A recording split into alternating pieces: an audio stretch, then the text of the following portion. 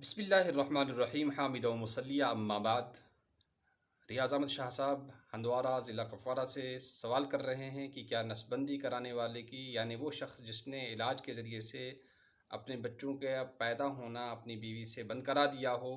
کیا ایسے شخص کی امامت کرنا جائز ہے یا نہیں ہے؟ نسبندی یعنی فیملی پلاننگ اختیار کرنے والے شخص کے پیچھے امامت کرنا جائز اس کا نہیں ہے، اور اس کو امام بنانا بھی نہیں چاہیے، کیونکہ وہ کبیرہ گناہ کا مرتکب ہو گیا ہے۔ البتہ اس میں یہ دیکھنا ہے کہ کبھی بچوں کی پیدائش کو اس لیے روکا جاتا ہے کیونکہ ماں کو 2-3 بار آپریشن ہو چکا ہوا ہوتا ہے، اور ڈاکٹر پھر یہ بتاتے ہیں کہ اس عورت کے اندر اور بچے پیدا کرنے کی صورت میں اس کی جان کا خطرہ ہو سکتا ہے، یہ جان سے جا سکتی ہے۔ ایسی صورت میں شریعت گنجائش دیتی ہے اور اجازت دیتی ہے کہ پہلے اسی جان کو بچایا جائے جو موجود ہے، ماں ہی کو بچایا جائے، اور بچوں کی پیدائش کے سلسلے کو بند کرانے کی اس صورت میں گنجائش ہوتی ہے جب دیندار ڈاکٹر اور تقوی دار ایماندار ڈاکٹر، مسلمان ڈاکٹر یہ بتائے کہ واقعی اب اگر اس ماں کے پیٹ میں بچہ رہا اور اگر اس کو اللہ نے امید دے دی تو اس کے مرنے کا خطرہ ہے، تو اس صورت میں ڈاکٹروں کے مشورے سے اگر اس نے علاج کرایا ہو، نسبندی کرائی ہو، تو پھر اس میں کوئی گناہ نہیں ہے، لہٰذا اس کی امامت کرنے میں بھی کوئی حرج نہیں ہے۔ دوسرا وہ شخص ہے جو غربت کے خوف سے اور اپنے آپ کو اولاد کی پرورش اور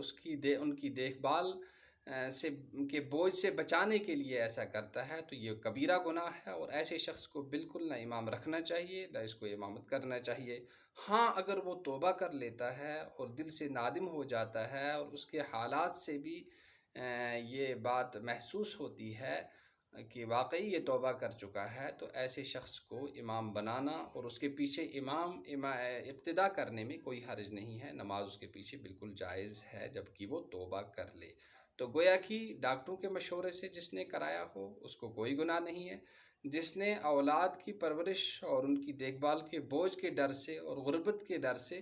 کرائے ہو تو کبیرہ گناہ ہے، اس کو بالکل امام نہیں رکھنا چاہیے، الا یہ کہ وہ توبہ کر لے، تو توبہ کے بعد پھر اللہ بہت زیادہ بخشنے والے ہیں، لہٰذا اس کا گناہ بھی اللہ نے جب بخش دیا ہے تو ہمیں بھی بخش دینا چاہیے، اور ہمیں بھی اس پر اور اس کی امامت پر کوئی اعتراض نہیں کرنا چاہیے، بلکہ